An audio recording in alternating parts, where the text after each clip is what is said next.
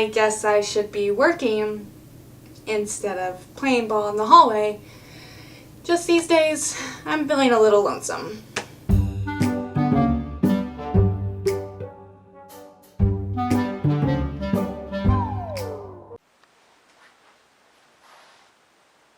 Hi. Okay. This is much better than sitting on the floor bouncing a ball in the hallway. Okay. Hi.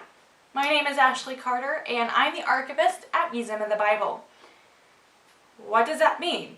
That's a good question. So, I work with our institutional history and our collections history and research and making sure that everything is kept in an archival, protective way that we can keep our documentation. But one of the projects that I actually work on every week, I can do partly from home as well, and that is our collections website. If you haven't been to museumofthebible.org yet, I invite you to go there. On that page, we have an entire section devoted to the collection. And so with our collection and other collections that we manage, we have over 40,000 artifacts in our collections, and some of those items are on the website for you to look at in detail. I was looking through it, just kind of doing an audit check, just making sure everything was okay a couple weeks ago, and one of the artifacts jumped out at me. Yeah, so tired of being inside the computer.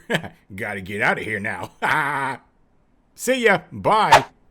Not literally, of course, but it caught my eye as one of, hey, we haven't talked about this one in a little bit. It is the original draft to the Battle Hymn of the Republic. So this artifact that I mentioned, the Battle Hymn of the Republic, it was written by Julia Ward Howe. She was born into this very Christian Protestant household in the early 1800s, and she was very familiar with the Bible. Now, the story goes like this. In November of 1861, Julia Ward Howe, along with her husband and her pastor, were visiting Union troops near Washington, D.C. And as they're traveling, they hear this song being sung. Now, imagine the tune to the Battle Hymn of the Republic in your head, but with different lyrics. The tune goes, I'm not gonna sing it. You don't want me to hum it because you would quit watching right then. Maybe this will be a great place to cue the music. So, imagine the song, the music to the Battle Hymn of the Republic. It was actually really well known. It had different lyrics at the time called John Brown's Song. And it was a very well-known army or military marching song that they would sing while they marched. The lyrics were a little different though, such as moldering in the grave, so molding in the grave, his soul is marching on. Well, you might recognize Soul is Marching On. Soldiers are singing this song, and as they're singing, someone in their carriage goes, hey, Julia Ward Howe, you could write better lyrics than what's currently had. You could write better lyrics. Well, that thought obviously stayed with her, so she goes that evening and stays at the Willard Hotel in Washington, D.C., and in the early morning, she wakes up kind of in the twilight, the sun's not really risen yet, and she has this poem, these lyrics in her head.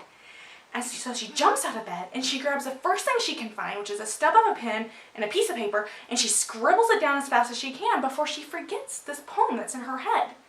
The lyrics were later published, after she wrote them at the Willard Hotel, the lyrics were later published in the Atlantic Monthly in 1862, and they were put with the music at that time. The title was the Battle Hymn of the Republic, and the words became a battle cry across the nation during this really difficult time of the Civil War. When we open back up, we hope that you'll stop in the Bible in America section and check out this artifact for yourself in person and see the handwriting that was written by Julia Ward Howe over 150 years ago. We miss you. We can't wait to see you back in the museum in Washington, D.C. Bye.